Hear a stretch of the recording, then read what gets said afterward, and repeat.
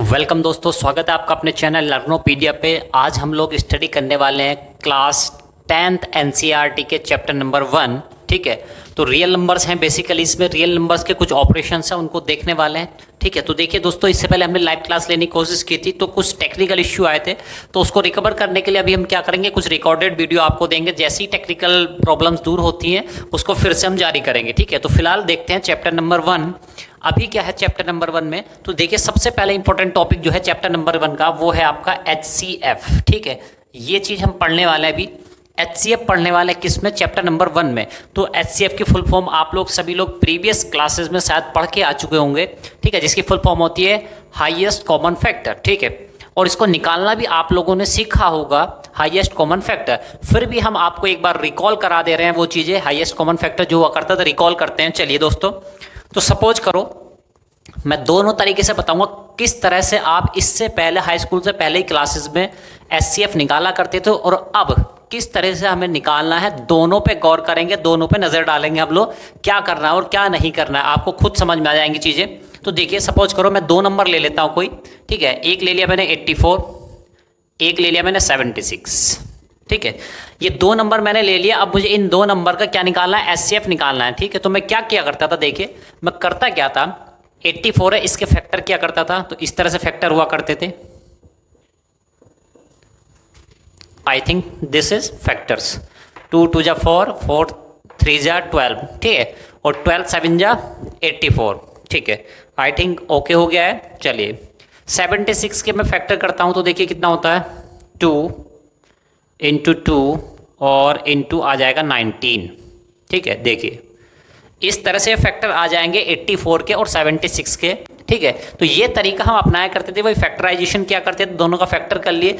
उसके बाद जो दोनों फैक्टर्स कॉमन आ रहे हैं, दोनों में कॉमन जो आ रहा है उसको यहाँ राइट डाउन कर लिया करते थे, इनटू यहाँ फिर से 2 कॉमन आ रहा है, तो देखिए फिर से नोट डाउन करेंगे। अब देखिए दोनों में कुछ कॉमन नहीं आ रहा है, ना तो कोई 3 यहाँ पे 3 नहीं है, यहाँ पे 7 है, यहाँ पे 7 नहीं है, यहाँ पे 19 है, तो 19 ऊपर नहीं है। ठीक है, तो बाकी दोनों में कोई भी चीज कॉमन नहीं है, तो इसलिए हम कह सकते हैं कि HCF यानी 84 का और 76 का HCF क्या आ गया, 2 इंटू 2 दैट इज 4।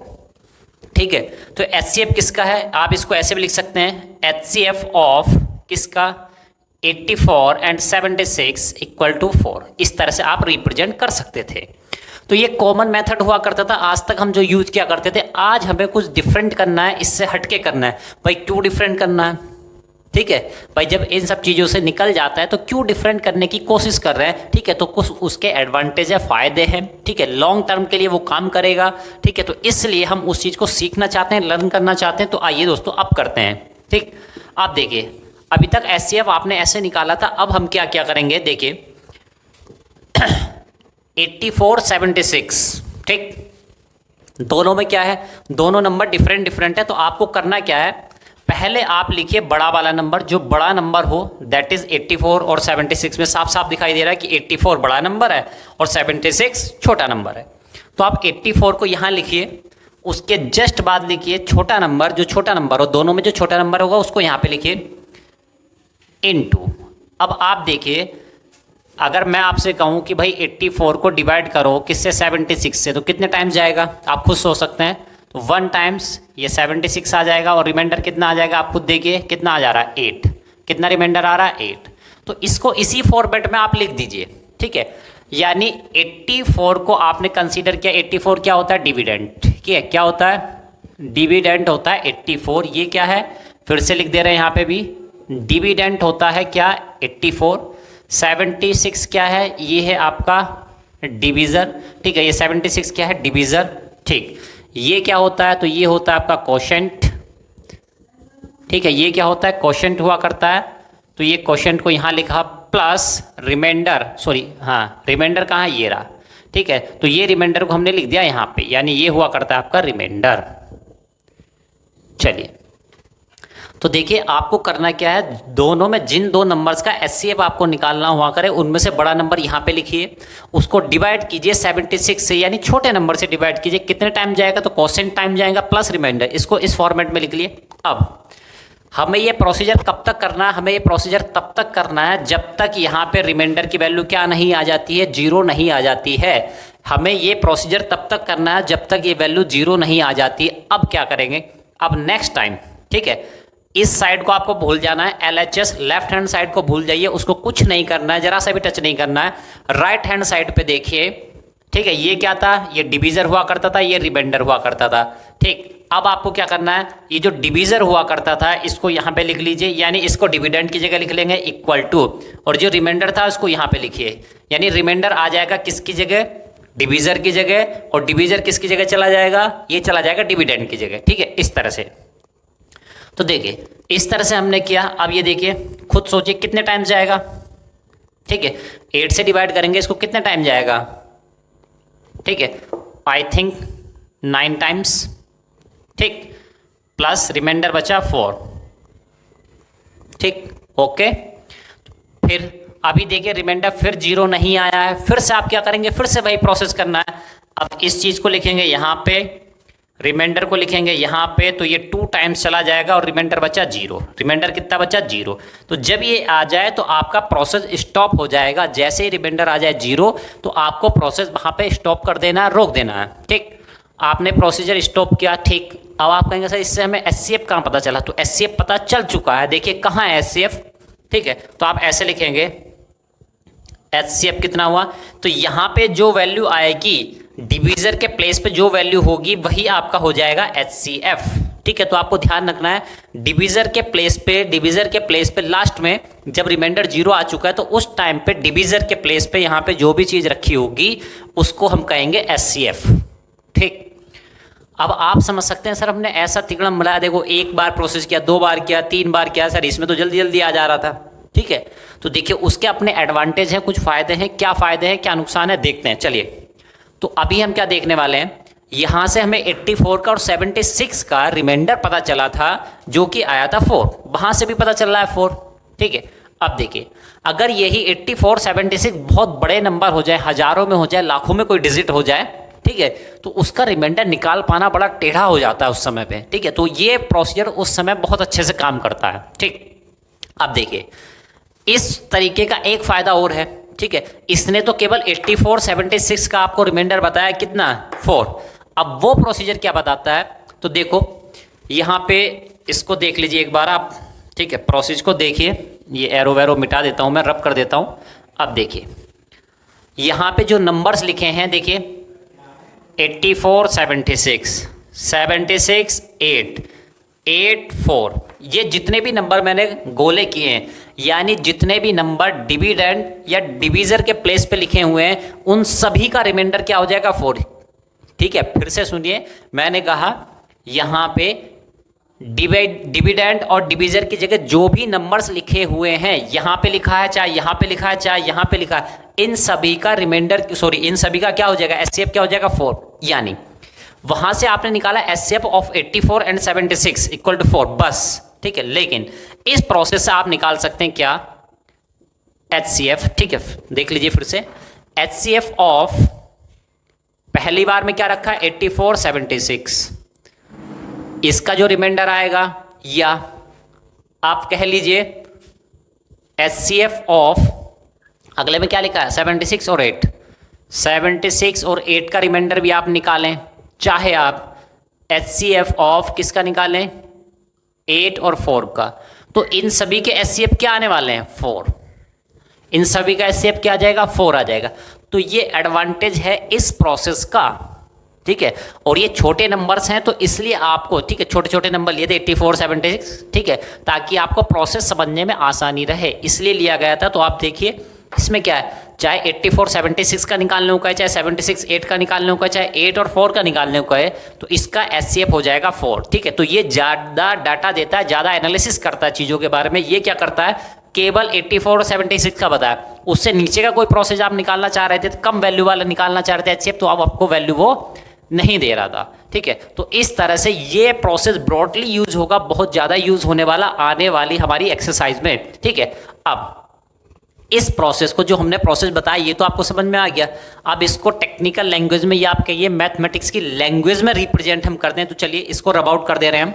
ठीक है, और इसको मैथमेटिक्स की लैंग्वेज में रिप्रेजेंट करना शुरू करते हैं। ठीक, तो देखो जैसा कि हमने ऊपर बताया था आपको, ये रिमाइंडर समझ में आ गए होंगे आपको, ठीक है। तो ये इसको मैं क्या करता हूँ देखिए, तो देखिए मैंने जब ये किया था 76 से डिवाइड किया था 84 को, तो देखिए सपोज करो 84 को मैंने मान लिया ए, ठीक, 76 को मान लिया बी, क्वोशिएंट को मैंने मान लिया क्यू, ठीक, और 8 जो कि रिमाइंडर उसको मान लिया आर, ठीक है। उसको क्या मान लिया मैंने, आर, स्मॉल आर मान लेता हूँ, सबको सब स्मॉल में है, ठीक है। तो क्या मैं इसको ऐसे लिख सकता हूँ, A is equal to B Q plus R, देखिए 84 इक्वल टू 76 इंटू 1 प्लस 4, देखिए 76 इंटू 1 76, बचा कितना, सॉरी यहाँ पे बचेगा 8, सॉरी, है ना। तो देखिए जब मैं डिवाइड करता हूँ तो उसको मैं इस फॉर्मेट में लिख लिया, 84 को मैंने डिवाइड किया किससे, 76 से, कितने टाइम्स, 76 इंटू 1 प्लस रिमाइंडर जोड़ दीजिए, तो देखिए 84 हो जा रहा है। तो इस तरह से, यानी मैंने रिमाइंडर को आर से रिप्रेजेंट किया, क्वोशिएंट को क्यू से रिप्रेजेंट किया, डिविडेंड को जो कि बड़ा था तो बड़ा ए, और उससे छोटा क्या होता है, डिविजर, जो कि बी था। तो इस तरह से मैंने इसको रिप्रेजेंट किया। तो ये इक्वेशन आपके बहुत ज़्यादा काम आने वाली है आने वाली एक्सरसाइज में। तो हम आने वाले एक्सरसाइज में हमेशा ऐसे ही रिप्रेजेंट किया करेंगे जब भी एससीएफ निकालना हुआ करके। देखो ये प्रोसीजर किया था हमने, यही तो किया था, A is equal to B Q plus R, A is equal to B Q R, ठीक है। इस तरह से प्रोसेस करते चले गए थे। तो इस इक्वेशन को ध्यान रखिएगा कि ये क्या है, डिविडेंड, डिविडेंड बड़ा है, ठीक है। ये क्या है, डिविजर, जो कि छोटा होता है। ये क्या है, कितने टाइम्स गया, तो क्वोशिएंट टाइम्स गया, ठीक है, और प्लस रिमाइंडर 8। तो इस तरह से इस प्रोसेस को हम बार बार रिपीट क्या करेंगे, देखा करेंगे अब आने वाली है। चलिए स्टूडेंट्स, अब देखते हैं एग्जाम्पल नंबर 1 एक्सरसाइज का। हम एग्जाम्पल नंबर 1 देखने वाले हैं। तो इसमें क्या होता है देखिए, इससे पहले हम क्या करते थे, एचसीएफ निकालने के प्रोसीजर हमने बताया आपको, एक प्रोसीजर बताया, मेथड बताया। अब देखिए उसका एप्लीकेशन करते हैं, क्वेश्चन को सॉल्व करने की कोशिश करते हैं। Use Euclid's algorithm to find out the HCF of 4052 and 12576। यानी आपको दो नंबर दिए हुए हैं और कह रहा है इन दोनों नंबर का आप क्या निकालिए, एचसीएफ निकालिए, ठीक है, यानी हाईएस्ट कॉमन फैक्टर।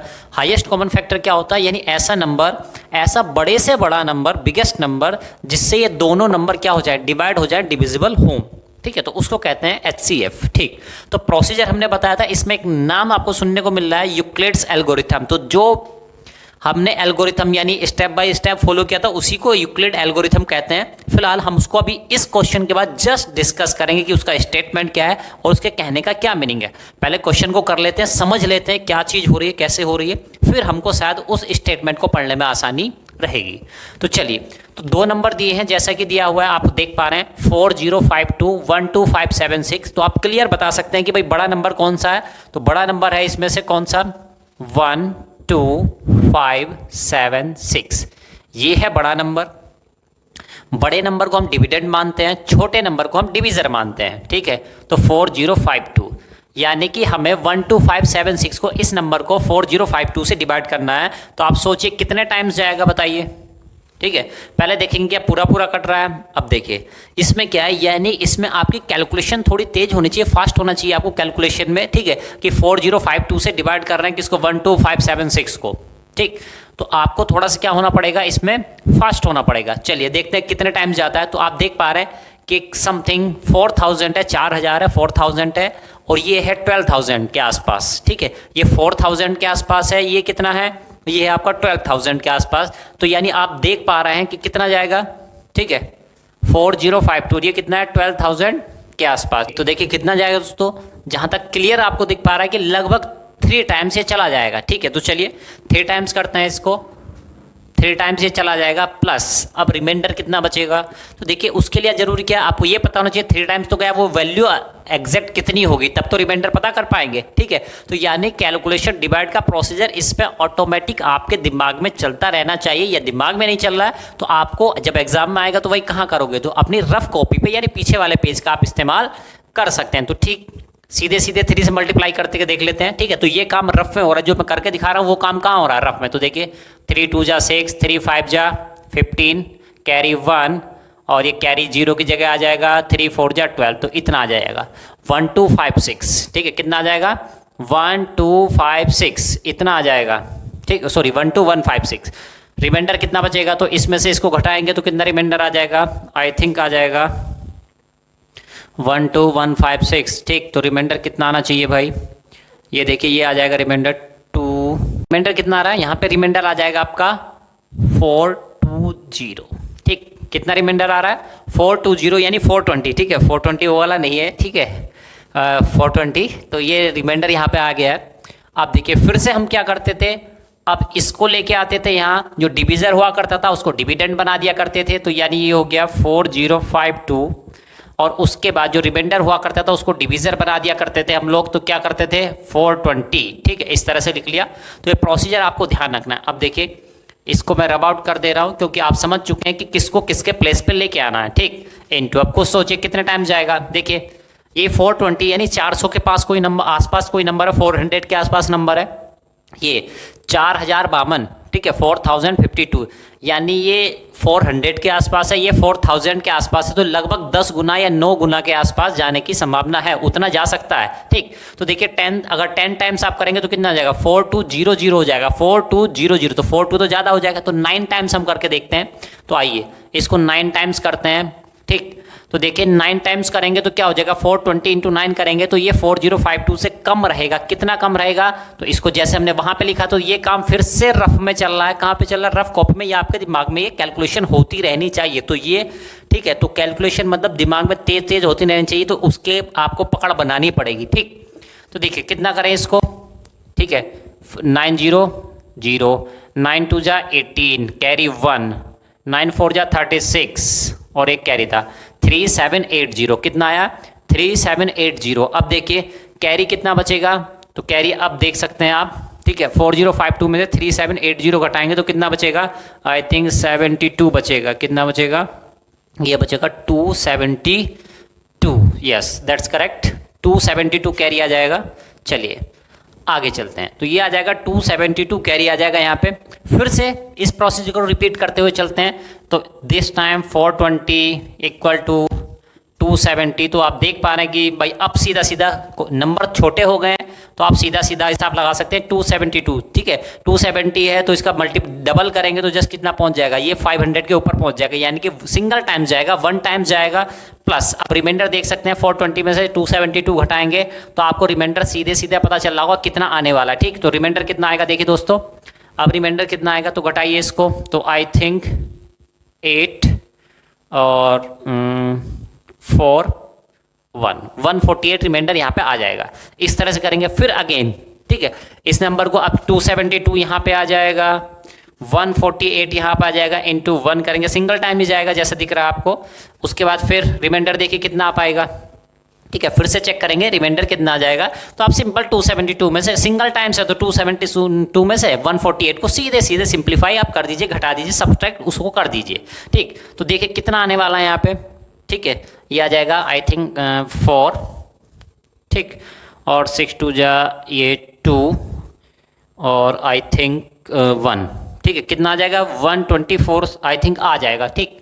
कितना आ जाएगा 124 आएगा, 24 आएगा, ये आई थिंक हाँ 124 आ जाएगा, ठीक। अगली बार फिर करेंगे 148 is equal to 124 into 1 plus कितना आएगा, तो देख पा रहे हैं आप 24 आ जाएगा इस बार। फिर से करेंगे इसको 124 equal to 24 into I think 5 times जाएगा ये शायद, ठीक है, 5 टाइम्स चला जाएगा, यस। तो कितना आ जाएगा ये, आई थिंक 4 कैरी बचेगा। फिर से लेके आइए इसको 4, अब ये सीधे सीधे जा रहा है 6 टाइम प्लस 0, तो ये रिमाइंडर बचा है 0 यहाँ पे। तो देख लीजिए एक बार कैलकुलेशन चेक कर लीजिए आप लोग, कहीं मिस्टेक तो नहीं हुई, वैसे चांसेस कम है, ठीक है। तो इस तरह से ये प्रोसीजर हम करेंगे। तो एग्जाम्पल में एक लंबा नंबर हमने लिया था, बड़ा बिग नंबर लिया था ताकि आपको प्रोसीजर क्लियर हो पाए। अब प्रोसीजर क्लियर है तो अब इसमें देखते हैं क्या कर सकते हैं। अब इसमें हम हाँ अब हमने क्या कहा था, लास्ट में जो भी नंबर डिवीजर के प्लेस पे बचेगा वही हो जाएगा आपका एचसीएफ।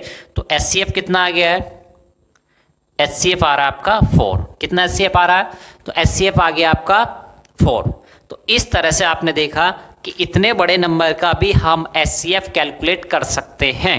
अब सुनिए, इसका फ़ायदा क्या, जैसे कि मैंने पिछली बार भी बताया था, इसको मैं ऐसे लिख सकता हूँ, HCF ऑफ किस किस का HCF है, 1 2 5 7 6 और कॉमा कितना था भाई 4052 का भी HCF 4 होगा, साथ ही साथ 4052 और 420 का भी HCF यही होगा, साथ ही साथ 420 और 272 का HCF भी यही होगा, साथ ही साथ 272 और 148 का भी HCF यही होगा, और 148 और 124 का भी HCF यही होगा, और 124 कॉमा 24 इसका भी HCF यही होगा, और अगेन 24 एंड 4 इसका भी HCF यही होगा। तो ये प्रोसीजर इतने सारे नंबर्स के HCF एक साथ बता देता है आपको, ये इसका सबसे बड़ा एडवांटेज है। दूसरी चीज़, ये प्रोसीजर क्यों सिखाया जा रहा है आपसे, ठीक है, क्यों? तो देखिए आप लोग जान लीजिए, कंप्यूटर आप सभी लोग पढ़ते होंगे या आपको कंप्यूटर चलाते होंगे, लैपटॉप चलाते होंगे, ठीक है, तो आप जान लीजिए कि कंप्यूटर जो होता है यही सिस्टम फॉलो करता है, ठीक है। उस सिस्टम नंबर को क्या करेंगे आप, बड़े से बड़ा नंबर दे दीजिए, ठीक है, तो कैसे है उसका HCF बता देता है। तो यही प्रोसीजर फॉलो करता रहता है कंप्यूटर, ठीक है। तो इस तरह से बड़े नंबर का भी HCF बताया जा सकता है with in micro seconds, computer बता देता है। तो यही प्रोसीजर फॉलो करता है आपका कंप्यूटर, मोबाइल या आपका क्या होता है लैपटॉप वगैरह, ठीक है। चलिए दोस्तों, अब समझते हैं what is algorithm, what is lemma, what is Euclid's division lemma, ठीक। तो अब हमने एग्जाम्पल देख चुके हैं, एक दो HCF का एग्जाम्पल देख चुके हैं, अब शायद हमको ये प्रोसीजर आसानी से समझ में आ जाए। what is algorithm? एल्गोरिथम समझिए, an algorithm is a series of well defined क्या है स्टेप्स, यानी एल्गोरिथम कुछ नहीं है, एक वेल डिफाइंड स्टेप्स, ठीक है, जो होते हैं वेल डिफाइंड स्टेप्स का एक सीरीज है, ठीक है। यानी एल्गोरिथम क्या है, पहले पहला स्टेप आएगा, फिर दूसरा आएगा, फिर तीसरा आएगा, फिर चौथा आएगा, फिर पांचवा आएगा, ठीक है। तो ये क्या है, एक सीरीज है, किसकी, स्टेप्स की, ठीक है। तो एल्गोरिथम स्टेप्स की एक सीरीज है कि भाई पहले इस स्टेप को पढ़ना, जैसे सीढ़ियों पे चढ़ते हैं ना, सीढ़ी पे, तो पहले ये पहला स्टेप, फिर दूसरा, तो उसी तरह से एल्गोरिथम एक सीरीज है किसकी, स्टेप्स की, विच गिव्स, और जो क्या देता है आपको, which gives A procedure for solving, ठीक है। और ये क्या देता है आपको, ये जो सीरीज है, स्टेप्स की जो सीरीज है, ये आपको प्रोसीजर देता है, बताता है, प्रोसीजर बताता है for solving A type of problem, ठीक है, कि भाई किसी प्रॉब्लम को कैसे सॉल्व किया जाएगा, उसका तरीका, उसका मेथड, उसका प्रोसीजर बताता है, उसको सॉल्व करने का प्रोसीजर बताता है एल्गोरिथम, ठीक है। तो यानी कि algorithm is a series of steps which gives you the procedure for solving A type of problem. अब यहां पे ये समझिए आप, ए टाइप ऑफ प्रॉब्लम, ठीक। अब देखिए इस शब्द में बहुत तगड़ा मीनिंग छुपा हुआ है, ए टाइप ऑफ प्रॉब्लम, यानी आपसे कहा गया 2 नंबर के HCF निकालने, तो आपने एक प्रोसीजर लगाया, फिर अगले क्वेश्चन में या अगले एग्जांपल में फिर किन्हीं 2 नंबर का, तो अब आप जान जाइए स्टेप्स वही रहेंगे कि भाई ऐसे करो, फिर ऐसे करो, फिर ऐसे करो, यानी ए टाइप ऑफ एक ही प्रकार की अगर प्रॉब्लम्स हैं तो उनके लिए, उन प्रॉब्लम को सॉल्व करने के लिए स्टेप्स भी एक ही तरह के होंगे, ये कहना चाह रहा है, ठीक है। तो यानी वो पर्टिकुलर केवल एक ही क्वेश्चन के लिए आपको सॉल्यूशन के स्टेप्स नहीं बताता है, प्रोसीजर नहीं बताता है, वो उस तरह की सारी प्रॉब्लम्स के लिए सॉल्यूशन बता देगा, स्टेप्स बता देगा, प्रोसीजर बता देगा आपको, ठीक। तो ये होती है एल्गोरिथम। तो एल्गोरिथम जो होती है एक ही तरह की हजारों के लाखों प्रॉब्लम्स क्यों ना हो, उन सभी के लिए एक ही टाइप की प्रॉब्लम के लिए एक ही प्रोसीजर फॉलो किया जाएगा। तो ये कह रहा है एल्गोरिथम, समझ गए आप। यानी एल्गोरिथम अगर आपको आ गई तो आप एक ही टाइप के कितने ही क्वेश्चन आपको दे दे सबको सॉल्व कर दोगे, ठीक है। तो ये इंपॉर्टेंस है किसकी, एल्गोरिथम की, ठीक। तो HCF का निकालने के लिए कंप्यूटर एक एल्गोरिथम बनी होती है उसमें, ठीक है, जिसको वो फॉलो करता चला जाता है, भाई पहले इसको डिवाइड करना, फिर इसको उठा के इसको डिवाइड करना, वो करता चला जाता है। अब तुम उसे HCF का कोई क्वेश्चन दे दो, वो इसी तरीके से सॉल्व करेगा। तो यानी ये एल्गोरिथम कंप्यूटर के अंदर फीड है, ठीक है। आप उसे आप कैसा ही दे दो नंबर, वो निकाल देगा। तो यानी क्योंकि उसको एल्गोरिथम आती है तो वो कुछ भी कर देगा। तो ठीक उसी प्रकार वही आपको भी सीखना है कि भाई HCF का कोई क्वेश्चन आए तो अब मैं ऐसे ही करूंगा, ठीक है, मेरी प्रॉब्लम सॉल्व। तो 1000 तरीके, 1000 मेथड सीखने से अच्छा है कोई एक एल्गोरिथम ना सीख ली जाए, ठीक है। तो इसलिए चीजों को आसान बनाया जा रहा है एल्गोरिथम की मदद से। चलिए नेक्स्ट देखते हैं lemma. What is lemma? It is a proven statement, यानी लेमा जो होती है एक प्रूवन स्टेटमेंट होता है, यानी जिसको पहले से आप प्रूव कर चुके हैं, ऐसा स्टेटमेंट होता है यूज, और जिसको हम यूज करते हैं फॉर प्रोवाइडिंग अनदर स्टेटमेंट। यानी कि कहने का मतलब ये है, सपोज करो मैंने एक स्टेटमेंट लिखा कि भाई 2 इंटू 2 इक्वल टू 4 होता है, ये एक स्टेटमेंट है और ये प्रूवन स्टेटमेंट है कि मैंने प्रूव करके दिखा दिया है कि भाई 2 इंटू 2 4 होता है, तो ये एक प्रूवन स्टेटमेंट हुआ। अब मैं इस प्रूवन स्टेटमेंट को यूज करूंगा प्रोवाइडिंग अनदर स्टेटमेंट, यानी कहीं मुझे जरूरत, अगर मैं कोई अपनी बात कह रहा हूं, ठीक है, जैसे मैं आपसे कह रहा हूं कि भाई 4 इंटू 4 क्या होता है, 16 होता है, ठीक है, मैंने बात कही, आपने कहा प्रूफ करके दिखाओ। अब मैं प्रूफ करके दिखा रहा हूं, देखो 4 इंटू 4 16 होता है, फिर इसमें करेंगे तो ऐसे होगा, फिर ऐसे करेगा, फिर ऐसे करेगा, और फिर मैं लास्ट में लेके आया, ठीक है, क्योंकि हम जानते हैं कि 2 इंटू 2 4 होता है, इसलिए ये भी सही बात है। अब आप कहेंगे कैसे होता है भाई 2 इंटू 4, प्रूफ करके दिखाओ, ठीक है, तो ये क्या प्रूवन स्टेटमेंट है। यानी कि अगर ये प्रूवन स्टेटमेंट है तो मुझे दोबारा इसको प्रूफ करने की जरूरत नहीं पड़ेगी, इस स्टेटमेंट की मदद से मैं किसी अन्य स्टेटमेंट पे भी पहुंच सकता हूं। तो यानी कि लेमा एक प्रूवन स्टेटमेंट है, ठीक है, और उसकी मदद से और कुछ अगर प्रूफ करना पड़ा और उसको यहां जरूरत पड़ेगी, इस चीज की जरूरत पड़ेगी, तो आप कहते हैं ये तो हम जानते हैं कि ये तो हम प्रूफ कर चुके हैं ना। तो इस तरह से नेक्स्ट पॉइंट देखते हैं। हाँ, तो ये देखिए थ्योरम, तो ये इंपॉर्टेंट है, जो हमें पढ़ना था बेसिकली, ये सब चीजें नहीं पढ़नी थी, हमें बेसिकली पढ़ना क्या था, थ्योरम 1.1, और जिसको कहा जाता है यूक्लिड्स डिवीजन लेमा, जिसके बेसिस पे हमने एचसीएफ निकाला था। तो वही थ्योरम ये है जिसको हमने आपको एग्जाम्पल के बाद कराया है, ठीक है। अब आपको समझने में आसानी रहेगी, पढ़िए अब इसको। गिवन पॉजिटिव इंटीजर्स, यानी आपको दो पॉजिटिव इंटीजर्स दिए हैं जिनका नाम है ए और बी, ठीक है। गिवन दिए हुए हैं positive integers A and B, ठीक है, कोई भी दो पॉजिटिव इंटीजर आपको दे दिए, सपोज करो दे दिए, ठीक है, एक दे दिया आपको 3 और एक दे दिया आपको क्या, मान लो ये दे दिया आपको 17, ठीक है, तो दो नंबर दे दिया आपको, ठीक है, इसको यहाँ पे लिख लेते हैं, ये दे दिया 17, ये दे दिया 3, दो नंबर मान लो आपको दिए, मैं न्यूमेरिकल वैल्यू मान लेता हूँ, समझने में आसानी रहेगी। Given positive integers A and B, there exist unique integers, अगर ये दिए गए हैं तो कह रहा है देयर एग्जिस्ट, यहां होंगे, उपस्थित होंगे, क्या चीज जरूर होगी, क्यू एंड आर भी होंगे। वो कह रहा है अगर दो नंबर आपको दिए, पॉजिटिव इंटीजर दिए, तो कह रहा है तो क्यू एंड आर भी होंगे, ठीक है, और क्यू आर होंगे सेटिस्फाइंग, और ये क्यू आर ऐसे होंगे कि वो इस कंडीशन को सेटिस्फाई करे, ठीक है।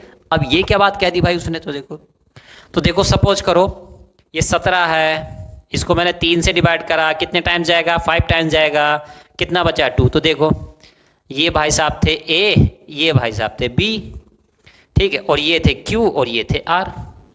तो देखो वो कह रहा है कि अगर पॉजिटिव इंटीजर हैं, ठीक है, देयर एग्जिस्ट है unique integer Q and R, तो देखिए क्या सेटिस्फाई कर रहे हैं, तो क्यू और आर ऐसे होंगे, ठीक। तो यानी ये डिवीजन भाग करने का लेमा है, एक क्या है, प्रूवन स्टेटमेंट है, ठीक है, जो कि अनदर स्टेटमेंट को प्रूव करने में मदद कर रहा है, ठीक। तो ये तो हम पढ़ ही चुके हैं, तो अब हमें आसानी से समझ में आ गई चीज, हाँ भाई ये भाग कर डिवीजन करने का आपको कुछ बता रहा है। और साथ में क्या कह रहा है, देखिए दूसरा स्टेटमेंट भी देखिए इसका, 0 लेस देन इक्वल टू, और ये जो आर है ना रिमाइंडर, देखो ये क्या है आर, ये जो रिमाइंडर है वो कह रहा है ये रिमाइंडर जो होगा या तो 0 होगा, 0 के इक्वल होगा, या 0 से क्या होगा, बड़ा होगा, और साथ ही साथ b से छोटा होगा। तो देखो ये रिमाइंडर जो होता है, ये जो रिमाइंडर होता है या तो क्या होगा, या तो 0 के बराबर होगा, या यानी अगर आप 3 से डिवाइड कर रहे हैं किसी चीज को, तो रिमाइंडर क्या आ सकता है, या तो 0 आ सकता है, या 1 आ सकता है, 2, ठीक है, तो यही तो आ सकता है, कभी भी 3 तो नहीं आ सकता। तो यही कह रहा है ये जो रिमाइंडर होगा, ये जो रिमाइंडर आ रहे हैं, तो देखो ये रिमाइंडर क्या होंगे, या तो 0 के इक्वल हो सकता है, अगर पूरा डिवाइड हो गया तो 0 के इक्वल होगा, नहीं तो 1 हो सकता है, 2 हो सकता है, लेकिन b के बराबर भी नहीं हो सकता, यानी 3 भी नहीं हो सकता, यानी b से क्या होगा, छोटा ही छोटा होगा, यानी 3 से हमेशा छोटा रहेगा। तो ये तो हम सभी जानते हैं कि भाई जिस चीज से, जिस नंबर से डिवाइड किया जाता है, जो रिमाइंडर आता है उससे हमेशा छोटा ही रहता है, ठीक है, उसके ऊपर कभी भी नहीं पहुंच पाता, ठीक है। तो इस तरह से चीजों को, एल्गोरिथम को इसको समझाया गया है, यूक्लिड्स डिवीजन लेमा को बताया गया। अब आपको चीजें शायद क्लियर होंगी। एग्जाम्पल देखते हैं, एग्जाम्पल नंबर 2, ठीक है, चैप्टर 1 की एक्सरसाइज 1.1 स्टार्ट करने से एग्जाम्पल 2 देख लेते हैं पहले। क्या है, show that every positive even integer of the form 2q and that every positive odd integer is of the form 2q + 1 where q is some integer, ठीक है। तो देखिए क्वेश्चन तो ठीक है, समझ में आ रहा है क्या कहना चाह रहा है। देखिए क्या कह रहा है, दो टाइप के इंटीजर होते हैं, एक होते हैं ऑड इंटीजर, एक होते हैं इवन इंटीजर, ठीक है। दो इंटीजर होते हैं, उसमें भी पॉजिटिव की बात कर रहा है, केवल पॉजिटिव ऑड इंटीजर लेना है, पॉजिटिव इवन इंटीजर लेना है, ठीक है। तो देखिए पॉजिटिव यहां मैं ले लेता हूं इवन इंटीजर, ठीक, इवन इंटीजर, और यहां क्या ले लेता हूं पॉजिटिव ऑड इंटीजर, ठीक। तो क्या होते हैं भाई, पॉजिटिव इवन की बात करूं तो ये क्या होते हैं 2 4 6 8 एंड सो ऑन, ठीक है, इस तरह से होते हैं। ऑड क्या होते हैं 1 3 5, ठीक है, 7 9, ठीक, 7 9 एंड सो ऑन, इस तरह से ये होते हैं इवन, ये होते हैं ऑड। पॉजिटिव वाले लिए, नेगेटिव वाले हमने काउंट नहीं किए, ठीक। उसने भी यही कहा है। अब वो क्या कह रहा है, आपको शो करना है, ये दिखाना है, ये प्रदर्शित करना है, ये आपको प्रूफ करना है कि पॉजिटिव इवन इंटीजर, ये जो इवन वाले हैं ये किस तरह होते हैं, ये होंगे आपके किस फॉर्म में, 2q की फॉर्म में होंगे, और ये वाले होंगे आपके 2q + 1 की फॉर्म में होंगे। ये आप प्रूफ करके दिखाइए इसको, ठीक। तो आपसे कह रहा है कि ये पॉजिटिव इंटीजर्स होते हैं, ये 2q की फॉर्म में होने चाहिए, और ऑड जो होते हैं वो 2q + 1 की फॉर्म में होने चाहिए। ये आप उसको प्रूफ करके दिखाइए। चलिए, ऐसा वो आपसे कह रहा है, ठीक। क्वेश्चन समझ में आ गया। Where Q is some integer, ठीक है, क्यू क्या है, क्यू भी एक इंटीजर है, ठीक। अब देखिए पॉजिटिव इंटीजर है। अब देखिए हम क्या जानना चाहते हैं, ये तो ठीक है, ठीक बात उसने कही, लेकिन यार ये बताओ, हमने की इक्वेशन पढ़ी है अभी, ठीक है, a = bq + r, ये हमने पढ़ी है, ठीक। हमने क्या पढ़ी है, a = bq + r, ये चीज पढ़ी है। अब देखिए आप सीधे सीधे देख पा रहे हैं, पॉजिटिव इवन इंटीजर्स की बात करें तो 2q की फॉर्म में कह रहा है, और ऑड की बात करें तो 2q + 1 की फॉर्म में कह रहा है, ठीक है। तो ये जो हमारी इक्वेशन लिखी है a = bq + r, जरा इसकी कंपैरिजन करो यार एक बार इससे, ठीक है। सपोज करो मैं इवन की कंपैरिजन कर रहा हूँ, इवन की कंपैरिजन कर रहा हूँ, तो देखो r की वैल्यू क्या आ रही है 0, और q की वैल्यू क्या है, सॉरी q के मल्टीप्लाई में क्या रखा है 2, तो यानी ये कह रहा है b = 2, और दोनों में, ठीक है, ये दोनों टर्म्स जो दिए हुए हैं आपको, ठीक। अगर इवन की बात करें, इवन वालों की बात करें, कंपैरिजन करके देखें a = bq + r से, तो r आ रहा है 0 और b क्या आ रहा है 2, यानी आप सीधे से कहा जा रहा है 2q। 2 क्या होता है, देखो 2 क्या होता है यहाँ पे, q के मल्टीप्लाई में जो है वो 2 है, मतलब कि 2 क्या है, b क्या है, डिवीजर, ठीक है। यानी कहना ये चाह रहा है कि भाई किसी नंबर को अगर 2 से डिवाइड किया जाएगा, ठीक है, अगर किसी नंबर को पॉजिटिव इवन नंबर को 2 से डिवाइड करेंगे तो कह रहा है कि रिमाइंडर 0 आएगा। प्रूफ करके बताओ, 2q की फॉर्म का मतलब क्या है, रिमाइंडर 0, ठीक। और यही आप समझो 2q + 1 की फॉर्म का मतलब क्या है, रिमाइंडर = 1। तो यही तो कहना चाह रहा है वो कहना। और ये कैसे पता चलेगा किससे डिवाइड करना, तो देखो दिया है 2q + 1, तो यानी q के जो मल्टीप्लाई में होता है वो क्या होता है, डिवीजर होता है, यानी जिससे डिवाइड करना होता है। यानी कि आपको ये प्रूफ करना है कि इवन नंबर को अगर 2 से डिवाइड करोगे, ठीक है, तो रिमाइंडर 0 आएगा, और ऑड को करोगे तो 1 आएगा। तो आप कहेंगे सर ये तो हम पहले से जानते हैं, है ना। तो भाई ये तो आप पहले से ही जानते हैं कि किसी भी इवन नंबर को डिवाइड करोगे, यानी 8 ले लो, इसको 2 से डिवाइड करोगे तो क्या आएगा, हमेशा डिवाइड ही होने वाला है, तो 0 ही आएगा, ठीक। अब उसको मैथमेटिक्स की लैंग्वेज में लिख के दिखाओ, प्रूफ करके दिखाओ, और वो भी यूक्लिड लेमा जो आपने पढ़ी है अभी, उसकी मदद से प्रूफ करके दिखाओ, ठीक है। तो अपनी बात को कहने का तरीका, रिप्रेजेंट करने का तरीका आपसे पूछना चाह रहा है वो, ठीक। चलिए देखते हैं। तो आइए स्टूडेंट्स, अब ये कहानी थोड़ी सी समझ में आई होगी आपको शायद। चलिए तो देखो भाई, जब हम जानते हैं कि हम डिवाइड करेंगे 2 से डिवाइड करेंगे, तो आपको लिखना है वी नो दैट, हम जानते हैं कि वी नो दैट, क्या जानते हैं, रिमाइंडर जो होता है r वो क्या होता है 0 और b, यानी 0 के इक्वल या 0 से बड़ा होता है या b से छोटा होता है। और यहाँ पे b क्या है, तो b की वैल्यू यहाँ पे है 2, ठीक है, b की वैल्यू क्या है 2 है, ठीक है। साफ साफ दिखाई दे रहा है आपको, कहाँ गया भाई, ये 2 क्यों दिखाई दे रहा है आपको यहाँ पे, और यहाँ पे दिखाई दे रहा है आपको 2q + 1, तो यानी साफ साफ पता चल रहा है b की वैल्यू 2 है। तो दैट्स वाई r क्या क्या हो सकता है, r या तो 0 हो सकता है, या r क्या हो सकता है 1, ठीक है। r क्या हो सकता है, r हो सकता है या तो 0, r क्या हो सकता है, या हो सकता है 1, ठीक है। तो इसके करस्पॉन्डिंग, ठीक है, अब आप लिखेंगे corresponding to values of r, ठीक, corresponding to values of r, A is equal to 2q plus 0, या इसको हम ऐसे भी कह सकते हैं a is equal to 2q, ठीक, एक ही चीज़ है। या इसको ऐसे कह सकते हैं a is equal to 2q plus 1, ठीक। तो ये दो वैल्यू एग्जिस्ट करती हैं यहाँ पे, ठीक है, इसको ऐसे ही लिख लीजिए। रिमाइंडर 0 का मतलब ये हो गया, ठीक। तो यानी करस्पॉन्डिंग टू रिमाइंडर 0 और 1 दो पॉसिबल केसेस हैं, ठीक। अब आप खुद सोचिए, दो पॉसिबल केसेस हैं, या तो a बराबर होगा 2q के, या a बराबर होगा 2q प्लस 1 के, ठीक है, जैसा आपको सीधे सीधे दिखाई दे रहा है, ठीक है। अब देखिए इधर वाला जो नंबर है 2q, ठीक है। अब देखिए आप ऐसे समझिए, जैसे मैंने लिखा था अभी, भाग करके दिखाई थी, डिवाइड करके दिखाया था, तो ये 4 टाइम्स जगह था 8, ठीक है, ये रिमाइंडर आ गया था 0। अब आप खुद सोचिए, मैं 8 को ऐसे लिख सकता था, ठीक है, और प्लस 0 लिखने का कोई मीनिंग नहीं है ना।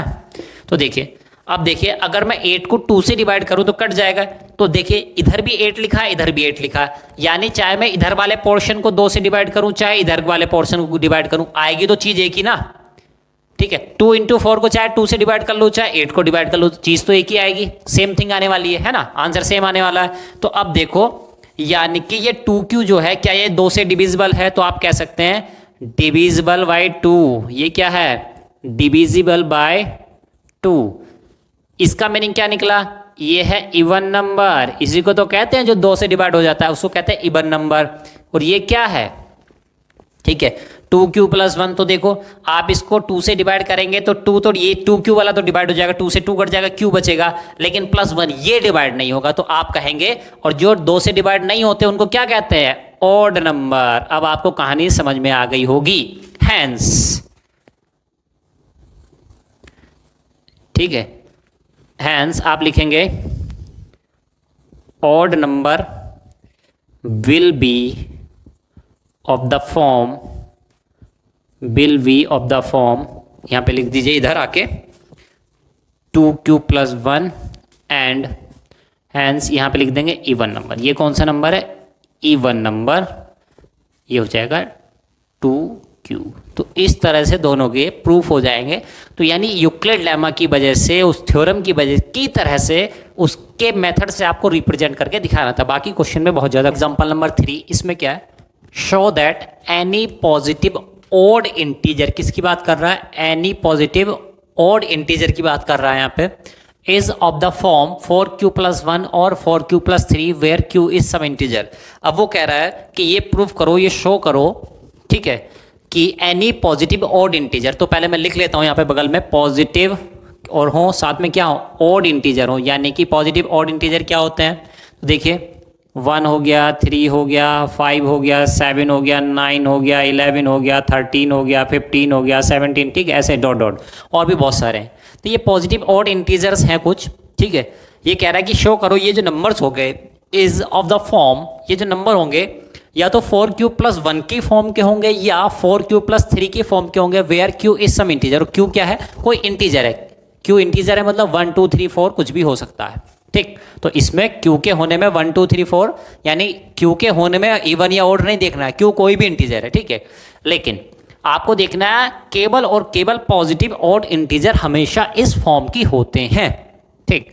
अब देखिए क्वेश्चन को शुरुआत कहाँ से करनी है, कहाँ से पॉइंट पकड़ना है? उसने कहा इज ऑफ द फॉर्म, ठीक है। तो देखो भाई, हम अभी तक एक ही बात सीखे हैं बस, a equal to B Q plus R. हम क्या सीखे हैं? a equal to B Q plus R. यानी कि आप सीधे सीधे कंपैरिजन करके देखिए, b की जगह क्या रखा है? b की जगह रखा है 4, यानी डिवीजर क्या होता है? 4 है, ठीक है। इससे क्या पता चल रहा है? 4 क्या है? b है, और b क्या होता है? डिवीजर। तो ये डिविडेंट होता है, ये डिवीजर होता है, ये क्वोशिएंट होता है, रिमाइंडर होता है, ठीक। इतना तो आपको पता चल रहा है, ठीक। अब देखिए, तो आपको ये पता चला, यानी कि किसी भी पॉजिटिव ऑड इंटीजर को अगर 4 से डिवाइड किया जाएगा, किसी भी पॉजिटिव ऑड इंटीजर को अगर 4 से डिवाइड किया जाएगा तो वो नंबर हमेशा इस फॉर्म में होगा, ठीक है। तो पता क्या चला? पता चला 4 से डिवाइड करना है इन नंबर्स को, ठीक है। इन नंबर्स को क्या करना है? 4 से डिवाइड करना है। और जब डिवाइड करोगे तो वो नंबर आएगा, या तो हमेशा क्या होगा? 4q प्लस 1 आएगा या 4q प्लस 3 आएगा, इसके अलावा कुछ भी नहीं आएगा, ठीक। तो देखो प्रूफ करेंगे, उससे पहले एक बार देख लेते हैं, प्रैक्टिकली करके देख लेते हैं जरा। देखिए सपोज करो मैंने एक नंबर लिया 3, ठीक, मैंने एक नंबर लिया 3, ठीक। इसको मैं 4 से डिवाइड करता हूँ तो कितना जाएगा, देखिए 0 टाइम्स जाएगा। ठीक, यहाँ लिखा 0, कितना रिमाइंडर आया 3। ठीक, 5 को करके देखते हैं डिवाइड एक बार 4 से, 4 बन जा 4, कितना है रिमाइंडर 1। और कोई नंबर ले लीजिए, सपोज करो मैं 11 ले लेता हूँ। ठीक, क्या आ रहा है देखिए, 4 से डिवाइड कर दिए, आई थिंक 4 2 जा 8, रिमाइंडर कितना आ रहा है 3। और नंबर देख लीजिए, 17 ले लीजिए, 4 से डिवाइड कर दिए, 4 4 जा 16, रिमाइंडर 1। तो हर केस में आप क्या देख रहे हैं, रिमाइंडर क्या आ रहा है, या तो 1 आ रहा है या 3। रिमाइंडर क्या आ रहा है, 1 आ रहा है या 3। क्यों, कब, जब केवल और केवल पॉजिटिव ऑड इंटीजर लिए हैं। आप और भी कोई बड़ा नंबर लेके देख लीजिए, इसके अलावा कुछ भी नहीं आएगा। ठीक, तो ये तो हमने प्रैक्टिकली देख करके देख लिया कि रिमाइंडर या तो 0 आना है या 3 आना है। 0 आना है, सॉरी कितना आना है, सॉरी 0 कहाँ से, हाँ, या तो 1 आना है या क्या आना है 3। ठीक है, तो रिमाइंडर क्या आ रहा है, या तो 1 आ रहा है या 3 आ रहा है। ठीक है, सॉरी फॉर दैट, अगर हाँ टंग से निकल गया हो। ठीक, तो इसमें क्या है, यानी रिमाइंडर क्या आना है, या तो 1 आना है या 3 आना है। ठीक, आपने देखा, अब इसी चीज़ को प्रूफ करके हमको दिखाना है। ठीक, चलिए प्रूफ करते हैं, आइए। तो देखो भाई, हम जानते हैं कि अगर हम 4q यानी 4 से अगर किसी नंबर को डिवाइड करेंगे तो what will be the remainder. Remainder क्या क्या हो सकता है, रिमाइंडर या तो 0 हो सकता है, या 1 हो सकता है, या 2 हो सकता है, या 3 हो सकता है। रिमाइंडर विल बी क्या, r इजिकल टू 0 1 2 3, इनमें से कोई एक हो सकता है। क्यों, क्योंकि डिवाइड कर रहे हैं हम किससे, 4 से। आप यहाँ पे लिखेंगे since b equal to 4 so r equal to 0 1 2 3, ये हो सकता है। ठीक, अब आगे चलते हैं। ये हो सकता है तो हमारा नंबर किस फॉर्म में होगा, देखो, या तो नंबर होगा हमारा क्या कहते हैं 4q प्लस 0 की फॉर्म में होगा, या 4q प्लस 1 की फॉर्म में होगा, या 4q प्लस 2 की फॉर्म में होगा, या 4q प्लस 3 की फॉर्म में होगा। यानी कि रिमाइंडर अगर 0 होगा तो a is equal to 4q plus 0, अगर 1 होगा तो a is equal to 4q plus 1, और रिमाइंडर 2 होगा तो 4q प्लस 2, और ये होगा तो ऐसा। ठीक, यानी कि b की वैल्यू अगर 4 है तो r की वैल्यू 0 हो सकती है, 1 हो सकती है, 2 हो सकती है, 3 हो सकती है। कहाँ हमने पढ़ा था, क्यों, ये थ्योरम में पढ़ा था ना हम लोगों ने। क्या पढ़ा था, देखिए ये पढ़ा था, r क्या होता है, ठीक है, 0 या 0 से बड़ा और b से कम कम होता है। ठीक है, लेस देन b होता है। तो ये हमने पढ़ा था, इसलिए हमने लिखा था, यानी ये हमने यूक्लिड थ्योरम में, यूक्लिड लेमा में हमने पढ़ा हुआ है, इसलिए ऐसा कर रहे हैं। ठीक, तो जैसे कि लेमा का मतलब ही होता है कि भाई वो प्रूवन स्टेटमेंट है तो उससे हम दूसरा स्टेटमेंट प्रूव कर सकते हैं। ठीक है, तो उसका यूज हम कहीं भी करेंगे। अब तो ये इसके करस्पॉन्डिंग ये 4 वैल्यू पॉसिबल हैं।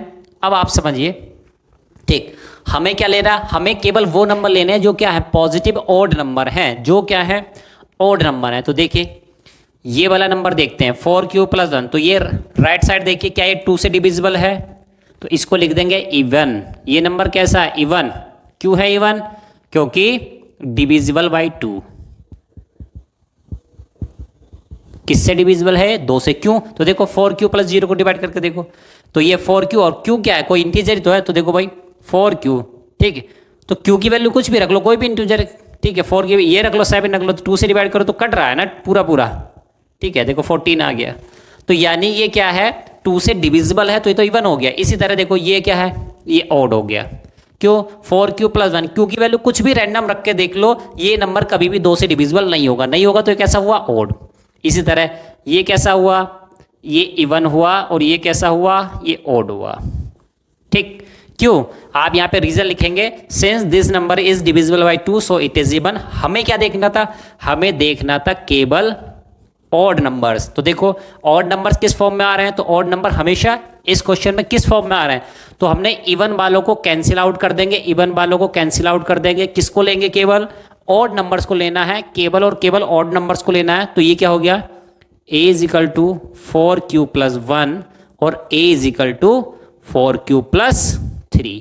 ठीक है, तो यही तो वो प्रूव कराना चाह रहा था। ठीक है, तो हम उसको रीजन देंगे, कारण बताएंगे कि भाई ऐसे ऐसे हमने किया, इसलिए हमारी ये सब चीजें आ। तो चलिए स्टूडेंट्स, अब देखने वाले हैं एग्जाम्पल नंबर 4। एग्जाम्पल नंबर 4 में क्या है, लास्ट एग्जाम्पल है इस एक्सरसाइज का है। ए स्वीट सेलर, ठीक है, एक मिठाई की दुकान वाला है, हैज़ 420 काजू बर्फी ठीक है, उसके पास क्या है 420 काजू की बर्फी है, 420 काजू की बर्फी है एंड 130 बादाम बर्फी। ठीक है, तो उसके पास क्या है, दो टाइप की बर्फी है। 420 बर्फी जो है वो किसकी है, काजू की है। 130 बर्फी जो है वो किसकी है, बादाम की है। ठीक, she wants to stack, okay she दुकान वाला नहीं है, दुकान वाली है। ठीक है, she wants to stack them in such a way, वो उनको इस तरीके से स्टेक मतलब लगाना चाहती है, रखना चाहती है। कैसे, that each stack have same number. ठीक है, सेम नंबर। ठीक, यानी कि वो इस तरह से रखना चाहती है, each stack have same number. ठीक है, और and the take up the least area, और कम से कम जगह घेरे। What is the number of that can be placed in each stack for this purpose. अब देखिए वो कुछ क्या कहना चाह रहा है, पहले स्टेक समझते हैं, स्टेक क्या होता है। ठीक है, तो जिस बर्तन में या जिस प्लेट में आप कह लीजिए, ये प्लेट है, ठीक है, इसको स्टेक बोला गया। ठीक है, तो इसमें क्या करना है, उसको क्या करना है, बर्फी लगानी है। कौन सी बर्फी, कुछ काजू बर्फी है, कुछ बादाम की बर्फी है। ठीक, तो वो क्या कह रहा है, वो कह रहा है कि इस तरीके से इन बर्फियों को लगाइए, आप इस प्लेट में सजाइए। ठीक, कि कम से कम जगह घेरे। ठीक है, यानी ये प्लेट की कम से कम जगह घेरे, कम से कम एरिया में आ जाए। ठीक है, साथ ही साथ that each stack have same number and that take up, यानी कि आपने क्या किया, जैसे एक बर्फी लगाई, इधर को भी एक लगाई, इधर को भी एक लगाई, ऐसे लगाते चले, पता नहीं कितनी है, नीचे को भी लगाई ऐसे, है ना, 1 2 3 4 लगाते चले गए।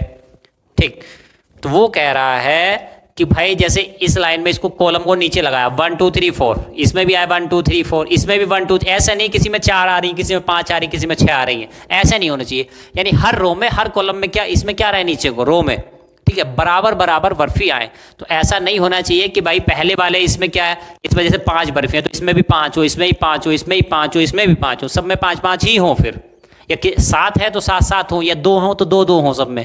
ऐसा नहीं किसी में 3 लगा दी, किसी में 2। ठीक है, तो ये रैंडमनेस नहीं रहनी चाहिए, इवननेस रहनी चाहिए।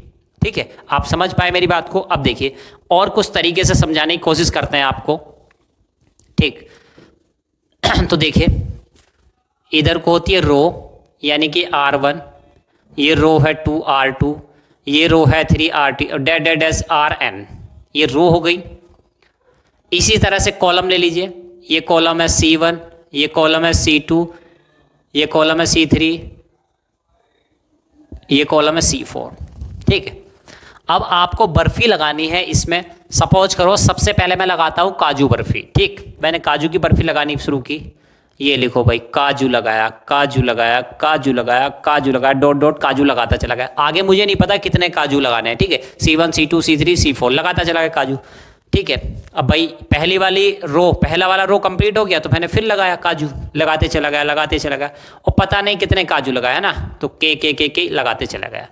यहाँ तक काजू की बर्फी हो गई कंप्लीट। पता नहीं कितनी रो लगी, हमें नहीं मालूम है, एग्जैक्टली नहीं पता है। ठीक, उसके बाद क्या किया, अब वो कह रहा है अब लगाओ आप क्या, बादाम की बर्फी। तो ये लो, बादाम बादाम बादाम बादाम, ठीक, बादाम बादाम बादाम बादाम लगाते चले, डॉट डॉट नीचे को भी लगाते चले गए। ठीक, अब देखो भाई क्वेश्चन क्या कह रहा है।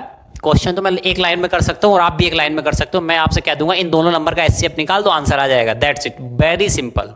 बट क्वेश्चन में इतनी कहानी जो कह के दी है उसको समझने की कोशिश करो। क्यों, अभी तो आप निकाल दोगे, लेकिन जब आप एग्जाम में बैठिएगा, ठीक है, जब एग्जाम में बैठेंगे आप लोग तो क्या पाएंगे, भाई ये कहानी में कहना क्या चाहता है, निकलवाना क्या चाहता है, तो उसकी लैंग्वेज को समझो, मतलब समझने की कोशिश करो, ताकि आप एग्जाम में नहीं, कहीं भी आपके पास इस टाइप के क्वेश्चन आए तो जिंदगी में कभी भी हमेशा आप इसको सॉल्व करो। ठीक, आप सुनो सपोज करो ये भाई ऊपर क्या थे, कॉलम थे ऐसे, नीचे को क्या है, ये कॉलम्स है। अब समझो,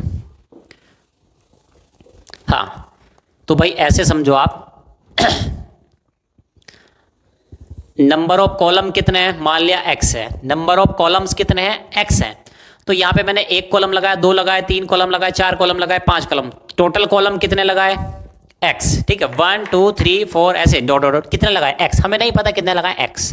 अब इसके नीचे हमने क्या लगाना शुरू किया, काजू की बर्फी, उसके बाद क्या किया, बादाम की बर्फी। अब वो कह रहा है जितने कॉलम इसके हों, जितने स्टेक, जितने कॉलम किसके हों, काजू की बर्फी के, उतने ही कॉलम किसके हों, उतने ही बादाम की बर्फी के भी हों। ठीक है, तो ये देखो भाई काजू की बर्फी के कितने हो गए, मान लिया कॉलम कितने तो उधर को x, और नीचे को रो कितनी है, ठीक है, नहीं पता, ये मान लिया इसको कह दीजिए आप rx, कॉलम कितने rx, तो भाई ये जगह घेरी होगी ना, देखो एक रो घेरी, दो रो घेरी, तीन रो घेरी, पता नहीं कितनी रो घेरी, लेकिन घेरी rx। इसी तरह बादाम वाले ने कितने घेरे, बादाम वाले टोटल कितने हुए, तो देखो उसने कहा था स्टेक उतने ही होने चाहिए, यानी कॉलम उतने ही रहेंगे, नीचे को आप कितना बढ़ा लीजिए, ठीक। तो ये हो गया x इंटू, हमें नहीं पता कितने घेरे, तो इसको दे दिया हमने नाम ry, ठीक। अब देखो इसको मैं ऐसे लिख सकता हूँ क्या, ये कितना था 420 और ये कितना है 130, भाई टोटल तो ये इतनी होनी है ना, जब किसी चीज़ को आपसे काउंट करने के लिए कहा जाता है, बताओ, है ना, 1 2 3 4 और इधर 1 2 3 4 1 2 3 4, आपसे कहा जाए टोटल बताओ कितने, तो आप देखो 1 2 3 4 1 2 3, तो 4 इंटू 3 इक्वल टू 12, ऐसे ही तो कर देते हो, तुरंत निकाल के बता देते हो आप लोग। तो ठीक यही कॉन्सेप्ट यहाँ पे अपनाना है। अब देखिए, तो 420 को लिखा जा रहा है x इंटू आर एक्स, 130 को लिखा जा रहा है x इंटू आर वाई। तो देखो x तो कॉमन हुआ ना, x तो कॉमन हुआ दोनों में, यानी 420 के फैक्टर करे तो ऐसे लिखा आपने, 130 के फैक्टर करे तो ऐसे करे, तो x क्या है, x दोनों में कॉमन आ रहा है ना, तो इसी को तो कहा जाता है HCF। तो दोनों के फैक्टर्स में कॉमन होता है, वही क्या होता है, वही होता है HCF। तो वही निकालने के लिए आपसे कह रहा है कि भाई कितने कितने लगाएं, ठीक है, तो वही निकालने के लिए आपसे कहा जा रहा है। उसने साफ साफ कहा था each stack have same number, ठीक है, ये जो कॉलम है उसमें नीचे तक सेम सेम सेम रहना चाहिए, ठीक है, तो ये बात आप समझिए। तो यही आपसे निकालने के लिए कहा जा रहा है, तो आपको सिंपल अब आप समझ सकते हैं कि HCF आपको निकालना है, ठीक। तो देखिए अब HCF कैसे निकालूंगा मैं, आप सिंपल फैक्टर करके नहीं निकालूंगा, कैसे निकालूंगा, ये देखिए 420 इज इक्वल टू 130, कितना करूं 3 टाइम्स आई थिंक चला जाएगा, ठीक है, कितना बचेगा 30, ये देखिए। उसके बाद क्या करूंगा मैं, 130 इक्वल टू 30 इंटू 4 प्लस 10, चीज़ों को समझिए। उसके बाद क्या है, फिर करूंगा मैं 30 is equal to 10 into 3 plus 0, तो देखिए रिमाइंडर कितना आया 10, सॉरी, ठीक है, ये 0 आ गया रिमाइंडर, बात खत्म। तो ये यहाँ पे जो लिखा होता है वही आपका HCF होता है, तो HCF बराबर 10, ठीक। तो आपका आंसर आ गया 10, यानी कि कितने उसको स्टेक लगाने चाहिए, उसको स्टेक लगाने चाहिए 10। तो इस तरह क्वेश्चन के आंसर आपके आ जाते। तो क्वेश्चन इतना ही था, कैलकुलेशन इतनी थी, लेकिन समझने के लिए देखिए बहुत कुछ था, ठीक है।